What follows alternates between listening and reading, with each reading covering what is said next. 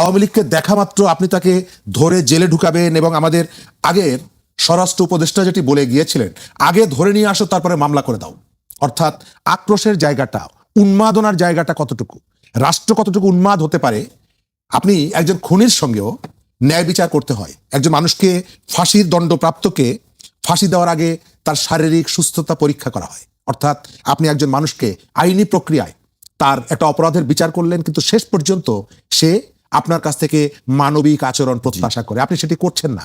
এখানে আওয়ামী লীগের বিরুদ্ধে যে ধরনের অভিযোগ আছে, এই অভিযোগগুলো আমি সব অভিযোগে মিথ্যা, আমি এটি বলছি না, কিন্তু আবার আওয়ামী লীগকে যেখানে পাবো সেখান থেকে পঙ্গু রাজশাহী বিশ্ববিদ্যালয়ের একজন ছাত্রনেতা সন্তানের দুধ কিনতে গেছে, তাকে কুপিয়ে মেরে ফেলার ঘটনা ঘটেছে, এটাকেও কখনো সমর্থন করা যায় না।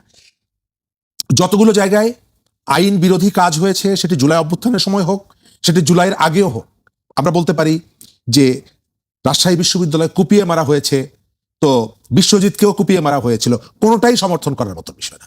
বিশ্বজিৎকে কুপিয়ে মারাটাকেও যেমনি ভাবে এটার সমালোচনা হবে, বিচার হবে। রাজশাহী বিশ্ববিদ্যালয়ের একজন সাবেক ছাত্র, বিশ্ববিদ্যালয় কর্মচারী, সেটি নাই হোক, তিনি একজন মানুষ, তিনি তার সন্তানের জন্য দুধ কিনতে গেছেন, তাকে কুপিয়ে মেরে ফেলবেন, কোনোটাই সমর্থনযোগ্য না। কিন্তু আমাদের সমস্যাটা কি? আমাদের সমস্যাটা হচ্ছে আমরা আওয়ামী লীগকে বিচারের মুখোমুখি দাঁড় করাই ততক্ষণ পর্যন্ত, যতক্ষণ পর্যন্ত আমি না ঠেকে যাই। আমি যখন ঠেকে যাই তখন আওয়ামী লীগকে আমি ব্যবহার করি ভাঙ্গা ছাতার মতো, ভাঙ্গা কুলার মতো। আওয়ামী লীগ ফ্যাসিস্ট, কিন্তু ভোটের সময় আওয়ামী লীগ ফ্যাসিস্ট না।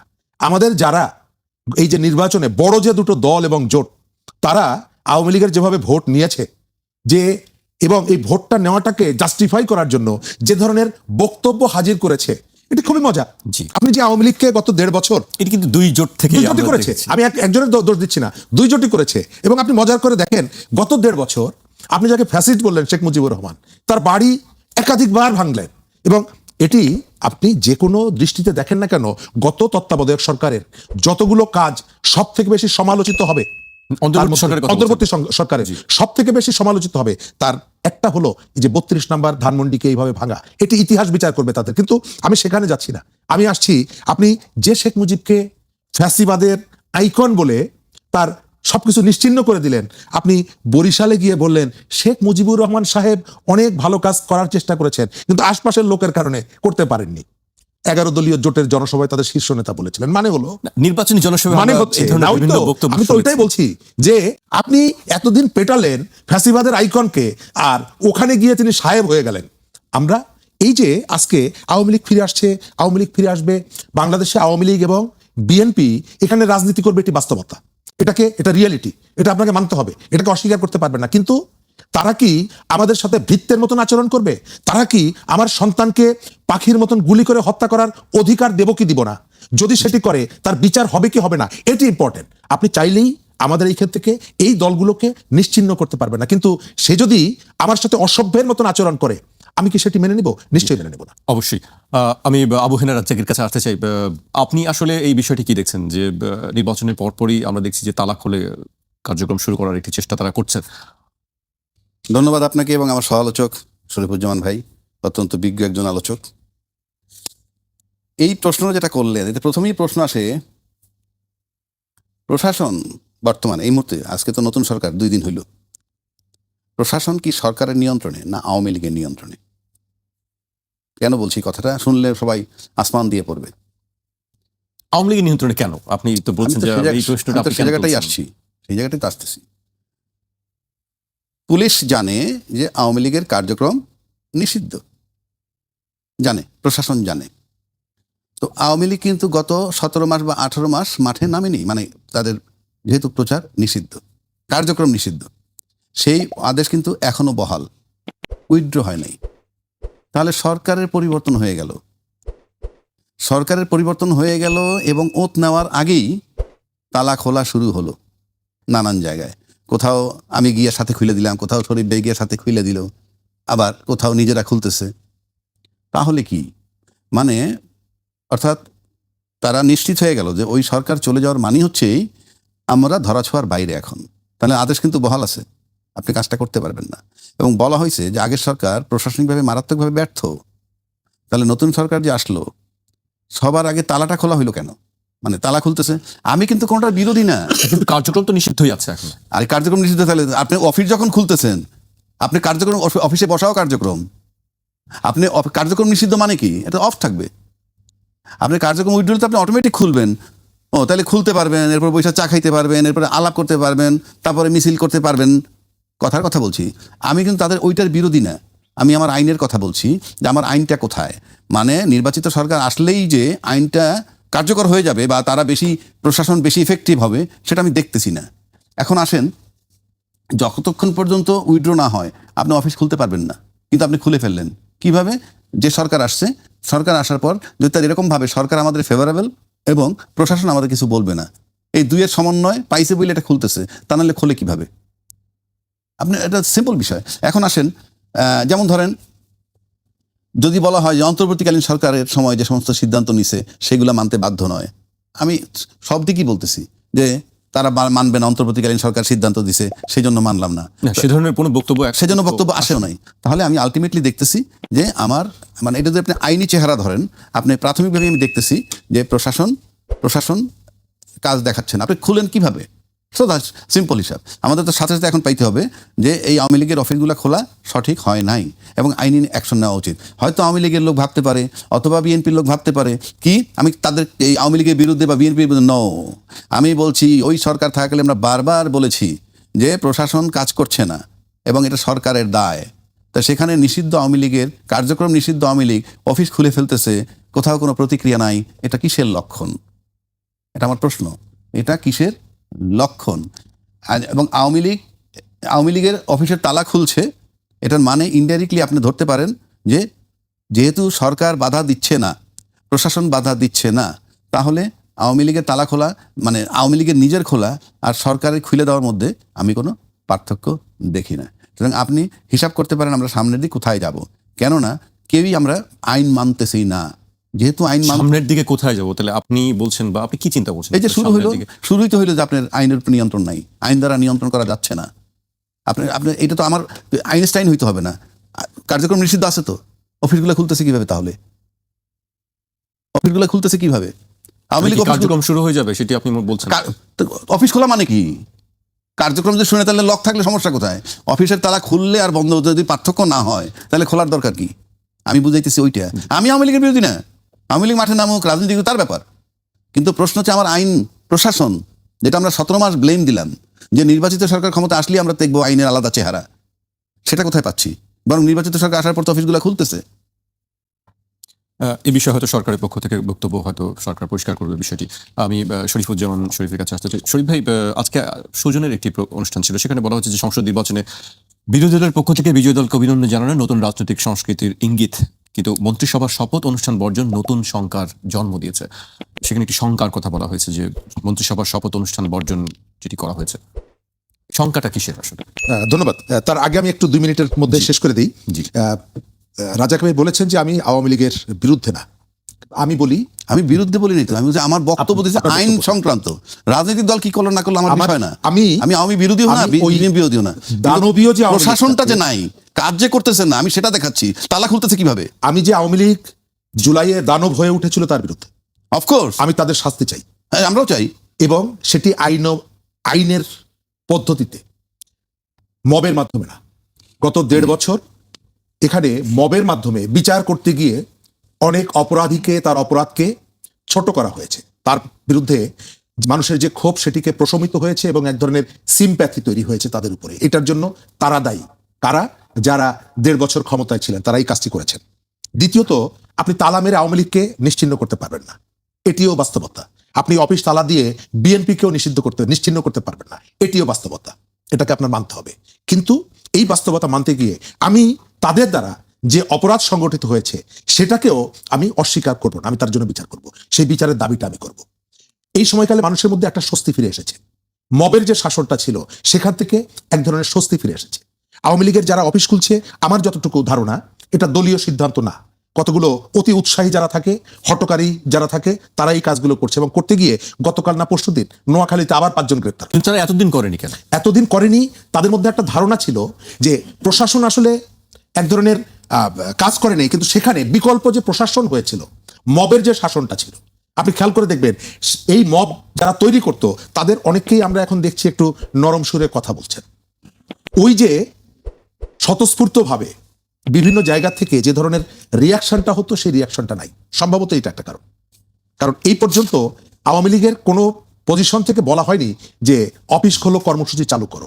অতি উৎসাহী হটকারী জায়গা থেকে সম্ভবত এটি করা হচ্ছে। তবে আমি আমার কথা শেষ করবো ওই জায়গাটায়, আপনি আওয়ামী লীগ বা বিএনপির অফিসে তালা মেরে তাদের সমাবেশ করতে না দিয়ে ইত্যাদি ইত্যাদি করে এদেরকে নিশ্চিহ্ন করতে পারবেন না। এটি বাস্তবতা এবং সেটি আপনি আবার অ্যাটাস্টেড করেছেন, সত্যায়িত করেছেন ভোটের সময় তাদের দুয়ারে দুয়ারে ভোট চাইতে গিয়ে। তবে আওয়ামী লীগের যারা অপরাধী, যারা গণহত্যার সাথে জড়িত, যারা টাকা পাচারকারী, তাদেরকে কোনোভাবেই অফিস খুলুক আর জানালার ফাঁক দিয়ে প্রবেশ করুক, তাদেরকে ক্ষমা করা যাবে না। আমাদের এখানে রাজনৈতিক সংস্কৃতির পরিবর্তনটা আমরা চাই। সরকারি দল, বিরোধী দল, বাংলাদেশের সমস্ত রাজনৈতিক দল মিলে জাতির সংকটে কাজ করবে, এটি আমরা চাই।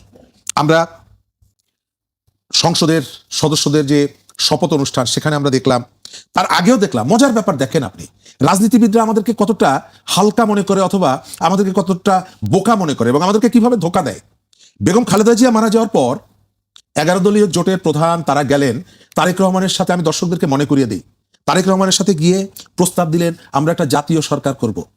আবার নির্বাচনের পরে যখন তাদেরকে জিজ্ঞেস করা হলো জাতীয় সরকার হলে কি করবেন, না করব না। কারণ কি, ততক্ষণে তাদের আসন তারা যেভাবে ভেবেছিলেন সেটি হয়নি, সংখ্যাগরিষ্ঠতা সেটি পায়নি। অর্থাৎ মাত্র সপ্তাহখানেকের মধ্যে আপনি আপনার রাজনৈতিক টার্গেট, রাজনৈতিক কৌশল আপনি পাল্টে ফেলছেন। সুতরাং সকালে শপথে যাওয়া, বিকালে শপথে না যাওয়া, এটি অস্বাভাবিক কিছু না, আমাদের এখানে হয়েছে। কিন্তু এখানে শঙ্কা প্রকাশ করা হয়েছে যে এটি শঙ্কার বিষয়, সুজনের পক্ষ থেকে বলা হচ্ছে। শঙ্কার জায়গাটা কোন জায়গায়? শঙ্কার জায়গাটা হলো যে আমরা যে ইউনিটির কথা বলেছিলাম, সেই ইউনিটি থাকবে না। এটা থাকবে না কেন? আমাদের টোটাল সবকিছুই হচ্ছে ক্ষমতা কেন্দ্রিক। আমরা এখানে যত নীতির কথা বলি, আমরা যত আদর্শের কথা বলি, পাবলিক ইন্টারেস্টের কথা বলি, পাবলিক স্বার্থের কথা বলি, এটা হচ্ছে গৌণ, মুখ্য হচ্ছে ক্ষমতা। আপনি আজ থেকে 15 দিন আগে আমি আপনার সাথে বসে প্রস্তাব দিলাম যে আমরা একটা জাতীয় সরকার করব। যখন আমি পরাজিত হলাম, অন্য আমাকে এসে জিজ্ঞেস করছে যে যারা বিজয়ী হয়েছে তাদের সাথে কি জাতীয় সরকার করবেন? আমি বলছি না, করবো না। নির্বাচনে যে আসনগুলোতে আমি বিজয়ী হচ্ছি সেই আসনগুলো নিয়ে কোনো প্রশ্ন নাই, কিন্তু নির্বাচনে যে আসনে আমি বিজয়ী হচ্ছি না, আমি প্রশ্ন তুলছি সেগুলো নিয়ে। সরকার প্রধান যখন বলে যাচ্ছেন যে এই নির্বাচনে কারা কারা বিজয়ী হবে, আমি ওটা নিয়ে প্রশ্ন তুলছি না। আমি জিজ্ঞেস করছি ইলেকশন কমিশন তুমি যথাযথ দায়িত্ব পালন করো না। আমি অভিযোগ করছি বিএনপি সংখ্যাগরিষ্ঠতা পেয়েছে, অভিযোগ বিএনপির দিকে। আরে নির্বাচন তো বিএনপি করে নাই, নির্বাচন তো সরকার করেছে, নির্বাচন তো ইলেকশন কমিশন করেছে। তাদের বিরুদ্ধে আপনার কোনো অভিযোগ নাই, আপনার অভিযোগ হচ্ছে বিএনপির বিরুদ্ধে, বিএনপির অভিযোগ জামাতের বিরুদ্ধে। তাহলে আপনি এটি ধরে নিচ্ছেন যে এই ইলেকশনে আসলে ইলেকশন কমিশন অথবা গভর্নমেন্ট ফাংশনাল ছিল না। তা না হলে রাজনৈতিক দল প্রতিদ্বন্দ্বীরা একজন আরেকজনকে হারিয়ে দিতে পারে নাকি? আপনি সেই কথাটা কেন বলছেন না? জি, শরীফ ভাই আপনার কাছে আবারও আসবো। আমি রাজ্জাকের ভাইয়ের কাছে আসতে চাই।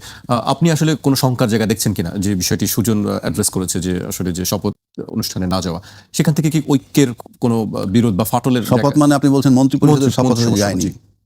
না না, শঙ্কা কি হবে না হবে বড় কথা না। বড় কথা হচ্ছে যে আপনি যখন 2/3 মেজরিটি পেয়ে যায় কেউ, তখন যদি সে কিছু কেয়ার না করে, অবহেলা করে, কিছু করার নেই। বিষয়টা ওইখানে। কেননা কতগুলো বিষয় আছে, আপনি যদি বলেন যে আইনে নাই, তো আইনে তো সব থাকবে না। যেমন ভাই বোনের সম্পত্তি কি, ভাই পায় ডাবল, বোন পায় ভাইয়ের অর্ধেক, তাই না? এখন ভাই আর বোন মিলে যদি বলে যে আমরা দুজন সমান সমান নিব, তাতে তো ওই যে মুসলিম মতে তো তা নাই। মুসলিম মতে আছে ভাই ডাবল পাবে, বোন ভাইয়ের অর্ধেক পাবে। কিন্তু ভাই বোন মিলে যদি বলে যে আমরা দুজনে সমান ভাগ করে নিই, তাহলে আইনে কিছু আসে যায় না। তা আমরা এখন যেমন কথা তুলতেছি, আইনে নাই, কি নাই, আইনে গণভোট নাই, কিন্তু আমি তো গণভোট মেনে নিছি, গণভোট করব। গণভোট করার জন্য সরকার একটা অধ্যাদেশও জারি করছে, তার ভিতরে বলা আছে গণভোটটা ফাইনালি কার্যকর কিভাবে হবে। না হইলে সেটা ভিন্ন কথা। গণভোট মেনে নিলাম, নির্বাচনের সময় বললাম যে হাতে ভোট দাও, আমরা তো মেনে নিলাম। তো মেনে নেওয়ার পর যদি আমরা এখন দুইটা ওত নেওয়ার কথা, একটা নিলাম সংবিধান সংসদ সদস্য সংস্কার হিসেবে, আরেকটা হচ্ছে সংবিধান সংস্কার পরিষদের সদস্য হিসাবে। আপনি তখন নিচ্ছেন না, আপনি যদি না নেন কি করার আছে? এখন আপনি নিচ্ছেন না বইলে আবার মন্ত্রী পরিষদে আমরা গেলাম না, মানে যারা গেল না তাদেরই বা কি করার আছে? এখন এটা তো মনে করেন শঙ্কা বলতে কি, আপনি ফ্রম ডে 1 তো একটা মতবিরোধ, একটা অনৈক্য যেটা চলমান ছিল 8 মাস, তারপরে গেলাম গণভোটে, আবার চলে আসলো, সেই শঙ্কার জায়গা তো রয়েই গেল। এখন শঙ্কা বলতে সবসময় পার্লামেন্টে আইনি লড়াইটাও তো শঙ্কা। এখন এই যে আমি যদি না মানি, এখন আমার 2/3 মেজরিটি আমি মানলাম না, তো কি হবে? মানলেন না যখন আপনি যে সংবিধানে নাকি বলছে 2টা শপথ নাই, একটা শপথ আছে সংসদ সদস্য হিসাবে নেবেন। তো সেটা তো সেই সংবিধান মোতাবেক আপনার নির্বাচনটা হইতে হবে। সেই সংবিধান মোতাবেক নির্বাচন হইতে হলে তো প্রধানমন্ত্রীর ক্ষমতায় থেকে 3 মাস মেয়াদ থাকতে নির্বাচন হইতে হবে। সেই সংবিধান থাকলে তো আপনাকে সংসদ ভেঙে যাওয়ার পর 90 দিনের মধ্যে, কোনো কারণ না হলে আরো 90 দিন, 180 দিনের মধ্যে নির্বাচন হইতে হবে। সেখানে আপনি ফেব্রুয়ারি 2026 আমরা নির্বাচন করলাম কি হিসাবে? আমরা মেনে নিছি বলে, আমরা মেনে নিছি, এটাই হলো আইন। এখন আপনাদের যেগুলো লিখিত নাই সেটা তো ভিন্ন কথা। সংবিধান মোতাবেক নির্বাচন হলে তো অন্তর্বর্তীকালীন সরকার কি সংবিধানে আছে? সে দিল নির্বাচন, আমি সেই নির্বাচনে গেলাম, তো সেটা আমার পক্ষে আইলো, আমি নিয়ে নিলাম, আমি গণভোট নিলাম না, গণভোট মানলাম না, কিছু করার নাই। কারণ বাংলাদেশে তো নতুন না আমাদের। যদি বিষয়টা এমন হইতে নতুন না, এটা ওই 53 বছরের ইতিহাস এরকম। না, গণভোট মানার না মানার কথা তো কেউ বলছে না। গণভোট তো মানছি না তো, গণভোট তো আমি মানছি না। গণভোট মানলে তো গণভোটের আলোকে সংবিধান সংস্কার করবেন, সেজন্য সংস্কার পরিষদের সদস্য হিসেবে আপনি ওত নিবেন। আপনি ওত না নিলে মানলেন? ওত না নিলে তো মানলেন না, আপনি তো বসতে হবে নি। আপনি ওত না নিলে তো নিয়ে বসবেন না।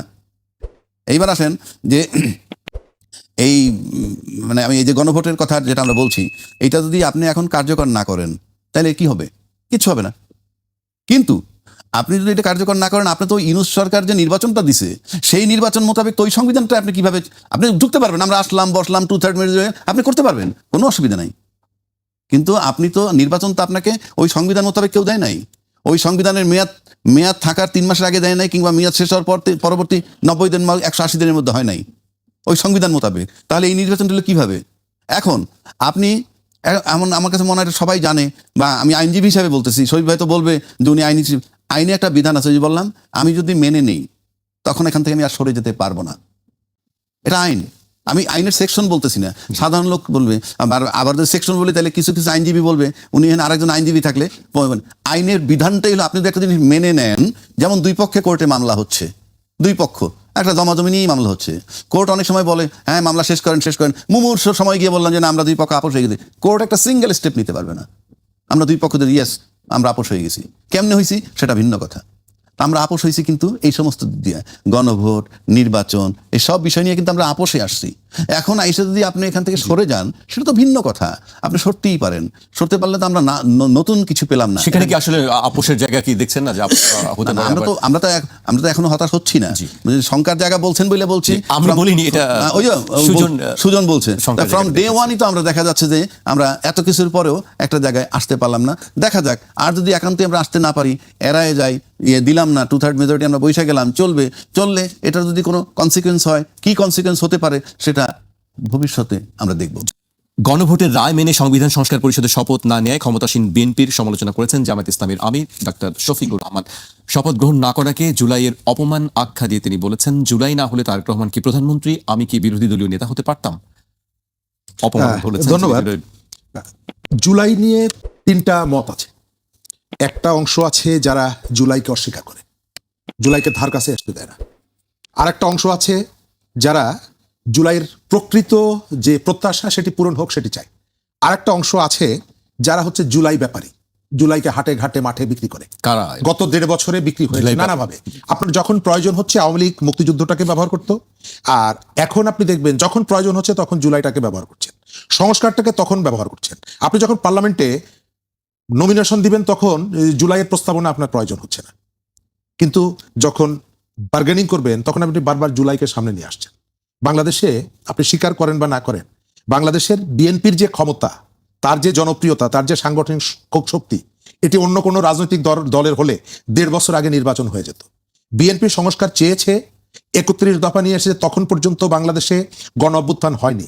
আমরা এখন বারবার চেষ্টা করি বিএনপিকে সংস্কারের শত্রু এটি প্রমাণ করার জন্য। বাংলাদেশে বারবার চেষ্টা করি এইখানে ওই কি বলে, এখানে যারা বামরা আছে এরা হলো আওয়ামী লীগের সাথে ছিল, তাদের কর্মীরা মারা গেছে। এইখানকার শুদ্ধ শক্তি কারা? শুদ্ধ শক্তি হচ্ছে আমরা। বিএনপি খারাপ, অমুক খারাপ, তমুক খারাপ, আমরা শুদ্ধ শক্তি। জামাত তার বট বাহিনী সেই ঠিক করে দিচ্ছে যে এইখানকার কাকে কাকে সার্টিফিকেট দেওয়া যায়। জুলাই সার্টিফিকেট। বট বাহিনী কারা? এই যে সোশ্যাল মিডিয়াতে নারী থেকে শুরু করে শিশু থেকে শুরু করে ভিন্ন মতের হলে, প্রতিপক্ষের হলে অশ্রাব্য ভাষায় যাদেরকে গালাগালি করে, যারা বিভিন্ন পক্ষের দিকে একটু বেশি করে কম, যাদের আচার আচরণে অতিষ্ঠ হয়ে জামাতের আমির নিজেও, এই ভদ্রলোক একাধিকবার বলেছেন এই আচরণগুলো বন্ধ করার জন্য। আমি ওই অংশে যাচ্ছি না। আমি যেটা আপনি এখন দেখবেন এই যে আলোচনাটা না, কালকে আপনি ইউটিউবে দেখবেন অশ্রাব্য ভাষায় গালাগালি করছে, মতের অমিল হলেই গালাগালি। এবং এটার যে ইম্প্যাক্ট আছে, এই যে ভোটে তারও যে ইম্প্যাক্ট আছে, এটা এরা এখনো ধারণা করে না। বিএনপি কি করবে না করবে এটা বিএনপির ব্যাপার। তবে পাবলিকের ম্যান্ডেট বিএনপি পেয়েছে। গণভোটের শুরু থেকে শেষ পর্যন্ত অসংখ্য প্রশ্ন জন্ম দিয়েছে গণভোট। আপনি সংবিধান অর্ধেক মানবেন, অর্ধেক মানবেন না। আমি তো আপনাকে জিজ্ঞেস করব যে এই রকমের আধা কাঁচরা সংবিধান নিয়ে আপনি এই পর্যন্ত কেন এসেছেন? আপনাকে তো দায়িত্ব দেওয়া হয়েছিল, আপনি সেই সময় সংবিধান বাতিল করেননি কেন? আপনি সংবিধানের যতটুকু প্রয়োজন ততটুকু রাখবেন, আর তার ভিতর থেকে যদি সংকট তৈরি হয় আপনি বাইরে এসে বলবেন কেউ কথা রাখেনি। তো আপনিও তো কথা রাখেননি। কথা কে কে রাখেনি? আমরা যদি একজন একজন দেখি, কেউ তো কথা রাখেনি। এই যে অনৈক্য, জুলাইয়ের যে অনৈক্যগুলো তৈরি করলেন, কেন, কি কারণে? আপনি উদীচী অফিসে আগুন দিতে হয় কেন? উদীচিত এই গণ অভ্যুত্থানের কারফিউ ভাঙা প্রথম সাংস্কৃতিক সংগঠন, কেন প্রথম আলোতে আপনি আগুন দিবেন? কেন ডেইলি স্টারে আপনি আগুন দিয়েছেন? ডেইলি স্টার প্রথম আলো কি এই গণ অভ্যুত্থানের পক্ষে ছিল না? আপনার কর্মীরা কি আগুন দিয়েছে? এই কাজগুলো আপনারা করিয়েছেন। এখন এসে বলছেন বিএনপি কিন্তু বিশ্বাসঘাতকতা করছে। আর প্রথম দিন থেকে বিশ্বাসঘাতকতা কে করলো এই গণ অভ্যুত্থানের সাথে? প্রত্যেকটা মানুষকে ধরে ধরে ট্যাগ করে করে আপনি তাকে ফ্যাসিবাদের দোসর, ফ্যাসিবাদের দালাল। যেই আপনার পক্ষে নাই সে হলো ফ্যাসিবাদের দালাল। আপনি এই পক্ষের শক্তিকে বিভক্ত করেছেন। আপনি গণভোটে সরকার অংশ নিতে পারে না।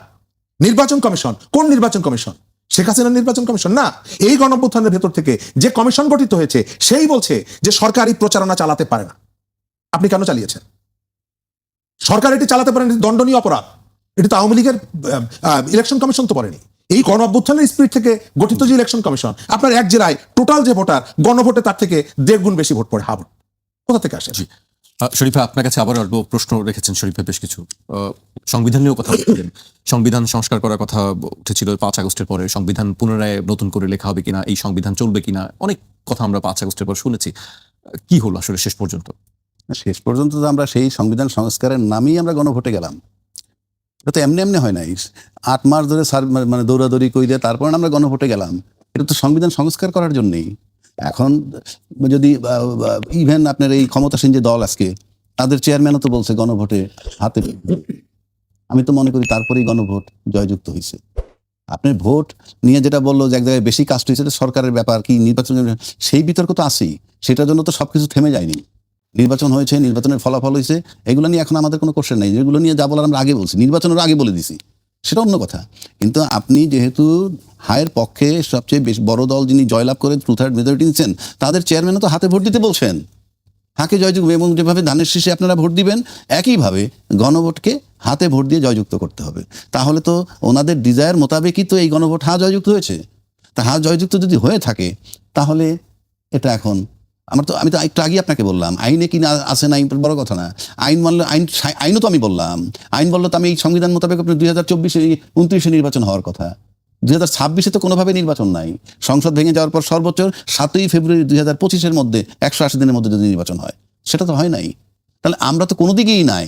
আমরা আসি কিসে এখন? আমরা তো কিভাবে আসি? এই যে কোনো কিছুতে নাই, আমাদের মতে আমরা চলে যাচ্ছি আইন বানাইয়া। এখন হচ্ছে তো, নির্বাচন হইল, সরকার গঠন হইল। এখন এই যে গণভোটের যে ফলাফলটা, আমি তো সিম্পল অন্য লজিকে আসি, আপনাকে যদি অন্য লজিকে আসি, সেই লজিকটা কি, যে ধরেন এই গণভোট মোতাবেক বাদ দিলাম সবকিছু, গণভোট মোতাবেক যদি সংবিধানটা সংস্কার হয়ে যায়, উপর কক্ষ নিচের কক্ষ, কে কয় টার্ম থাকতে পারবেন না, এই যা যা আছে সব যদি হয়ে যায়, আপনি আমার সিম্পল বলেন তো দেশের কি ক্ষতি হবে এতে? দেশের কোনো ক্ষতি নাই। জনগণের কি ক্ষতি হবে? সাধারণ জনগণের কোনো ক্ষতি নাই। তাহলে ক্ষতিটা হবে কার? আপনি 70 অনুচ্ছেদ বাতিল করবেন, ভালো কথা, কিন্তু আমি গণভোটের আলোকে যদি সংস্কারটা হয়ে যায়, নতুন সংবিধান, নতুন তো না, সংশোধিত সংবিধান হয়ে যায়, তাহলে ক্ষতিটা হবে কার? সেই জায়গাটায় যেতে হবে। জনগণের উপকার হবে, রাষ্ট্রের উপকার, ক্ষতি হবে না, আন্তর্জাতিকভাবে কোনো ক্ষতি হবে না, সিম্পল আভ্যন্তরীণ বিষয়। তাহলে আমার করতে দোষ কি? যেটাই জনগণের উপকার নিহিত, জনগণের ক্ষতি নিহিত নাই, রাষ্ট্রের ক্ষতি নিহিত নাই। এখন যদি শুধু আমার ক্ষতি চিন্তা করি, আমি তার জন্য না করি, তাহলে তো আমি আমারটা দেখলাম, রাষ্ট্র দেখলাম না, রাষ্ট্রের জনগণ দেখলাম না। এতে কনক্লুশন দাঁড়াবে ওটাই, যে দিন শেষে 24শে জুলাই 24-এর যে আন্দোলন হয়েছে, প্রাণগুলা অহেতুক দেওয়া হইলো, এবং আলটিমেটলি আমরা সেই সাবেক জায়গায় ফেরত যাচ্ছি। কারণ যে সংস্কারের কথা বলা হয়েছে, এইটা আছে গণভোটের আবরণে। যে এটা যদি না হয়, আপনি বাদ দিয়ে রাখেন, তাহলে আপনার আমার মতো আমি করে নিব, এটাই নিয়ম, এভাবেই চলে আসছে, সামনে হয়তো আমরা সেভাবে চলবো। এখন প্রশ্ন হচ্ছে সেটা চলতে পারবে কি পারবে না? বিরোধী দল আছে, তারা কি করবে, পার্লামেন্টে কি করবে, কিভাবে আর্গুমেন্ট হবে? টাইম ইজ দ্য বেস্ট জাজ। শরীফ ভাই, আপনার কাছে আবার আসতে চাই, এবার একটু অন্য বিষয়ে আমরা যেতে চাই। রোজা শুরু হয়ে গেছে, কিন্তু বাজারে আমরা রোজা শুরু হওয়ার কয়েকদিন আগে থেকেই দেখছি যে জিনিসপত্রের দাম বেড়েছে। লেবু নিয়ে খুব বেশি আলোচনা হচ্ছে, হালি 100 টাকার উপরে সেটি এখনো নামেনি। আজকে সবগুলো সংবাদ মাধ্যমের আমি দেখেছি যে বাজারটি একটি বড় জায়গা ছিল। কি আপনার কাছে আসলে কি আমার কাছে বলবো, যেটা জানতে মনে হয় চাওয়া যে প্রতি রোজা আমাদের আমাদের দেশের মানুষ, এক শ্রেণীর মানুষের সীমাহীন লোভ, স্বল্প সময়ের মধ্যে আমি ধনী হতে চাই। 150 টাকায় হালি বিক্রি করছে। কিন্তু চোর লেবু কি আপনি হালি। ধর্মের কাহিনী শোনাতে আমি পারবেন? আমি ওই জায়গাটায় বলি আপনাকে, একটা দেশ অনবরত তার নাগরিকদের পাছার উপরে বেতের বাড়ি দিয়ে রাষ্ট্র চালানো যায় না। আপনাকে কখনো কখনো সভ্য হতে হয়, কোথাও কোথাও আপনাকে মানবিক হতে হয়। আমরা মানুষের জন্য রক্ত দিই না, আমরা তো রক্ত বিক্রি করি না। যখন শুনি একজন মানুষ মুমূর্ষ, তার কাছে ছুটে যায় জীবন বাঁচাতে। এটা আমাকে কেউ পুলিশ দিয়ে নিয়ে যায় না, এটি আমার ভেতরের কতগুলো বোধ আমাকে সেখানে নিয়ে যায়। আপনি আপনার দেশে, আমি একমত হবেন, এই যে কাজগুলো করছে এর মধ্যে একটা বিরাট অংশ সন্ধ্যাবেলায় তিনি ধার্মিক এই পরিচয়টা দেবেন, যিনি 30 টাকার লেবু রোজাদারকে সামনে পেয়ে ধর্মের সমস্ত বিধিবিধান, তার যে বিশ্বাস, তার যতটুকু জানা বোঝা সব উপেক্ষা করে, না, শুধু লেবু নয়, একটি আমি বললাম উদাহরণ হিসাবে বললাম। সমস্ত পণ্য। আমার এর ভেতর থেকে আপনি শিখছেন সবার উপরে মুনাফা সত্য, তাহার উপরে নাই। আপনার সামাজিক বিবেক, বোধ, বিবেচনা, ধর্ম, বিশ্বাস সবকিছুর উপরে হচ্ছে মুনাফা। তার জন্য আপনি আপনার জীবন দিয়ে দিতে পারেন। এক। দ্বিতীয়ত, সরকার কতটুকু কি করতে পারে, সরকারের কতগুলো ভূমিকা থাকার আছে, সরকার রাখতে পারে। কিন্তু মাত্র 2 দিন আগে তার যে সরকারটা সর্বশেষ দায়িত্ব নিয়েছে, মাত্র নিয়েছে, তাদের কাছ থেকে আমি এই মুহূর্তে বলতে পারি না যে আপনি এই কাজগুলো কেন করেননি। তবে ডক্টর ইউনূস দায়িত্ব নেওয়ার পর প্রথম যে রোজা, মনে থাকার কথা, তিনি বেশ কতগুলো জায়গায় সফলতা দেখিয়েছিলেন। আমি আশা করব যে এই সরকার একটা রাজনৈতিক সরকার, তার তুলনামূলকভাবে তার গ্রহণযোগ্যতা, তার নেটওয়ার্ক, তার অভিজ্ঞতা, আবার তার কিছু কাজের বিতর্ক সবগুলোই আছে। সুতরাং তারা একটা চেষ্টাটা করবেন। আর আমরা যারা নাগরিক হিসাবে আমাদেরও একটু কোথাও একটু সচেতন হওয়া দরকার। লেবুর দাম বেড়েছে, আমি একসঙ্গে 15টা লেবু আমার কেনার প্রয়োজন নেই। আমি এই সুযোগে সয়াবিনের দাম বাড়তে পারে বলে আমি জি, শরীফ ভাই, এক মণ সয়াবিন তেল কিনে ঘরের মধ্যে স্টক করার কোনো প্রয়োজন এটি খুব বাজে একটি এখানেও যেন প্রবণতা একটা যে সংযম দাম বেড়ে গেলে সেই পণ্যটি সেই পণ্যটি ঘরে নিয়ে সব জমিয়ে রাখবো আর কি। জি, শেষ করবো। আমার এই ব্যাপারে সিম্পল বক্তব্য, গোলায় দাম কত, খোলা বাজারে দাম কত, কেন হচ্ছে একটু গবেষণা করা দরকার, দেখা দরকার। এটা খুব কঠিন কাজ না। পুরোটা পথ ধরে সিন্ডিকেট ভাঙতে পারলে লেবুর দাম কমবে, ভাঙতে না পারলে কমবে না। Very simple. এখন রাজনৈতিক সরকার আসছে, তারা ইতিমধ্যে আমরা দেখছি একজনে বলছে কোনো সিন্ডিকেট থাকবে না। আমরা দেখতে চাই, এখনই মন্তব্য করতে চাই না, দেখি সিন্ডিকেট ভাঙে কিনা। গোলায় দাম কত আর বাজারে দাম কত পার্থক্য নেই, বা টাকাটা বাড়লো কিভাবে, এই মাঝখানে সব সিন্ডিকেট। যদি ভাঙতে না পারে, অতীত সরকারের যে দোষ দেওয়া হয়েছে সেগুলো, সিন্ডিকেটের মধ্যে আসলে কারা থাকে? যারাই থাকুক দায়িত্ব সরকারের। সুতরাং সরকারকে যদি এই সিন্ডিকেট, রাজনৈতিক সহযোগিতা ছাড়া এটি সম্ভব না। এবং এই সরকার যদি এই সিন্ডিকেট ভাঙতে না পারে, রাজনৈতিক সরকার ক্ষমতা এসে, তাহলে অতীতের যে যত আমরা হেনস্থ, সেটার দায় দায়িত্ব তাদেরকে নিতে হবে। যেটা ভাঙা সম্ভব না, বলতে হবে, খালি মুখে বললে হবে না। কারণ বাজারে দাম কত, গোলায় দাম কত, এই পার্থক্য কেন, এটা দায়িত্ব সরকারের, এবং কেন হয় এটাকে রোধ করতে হবে সরকারের।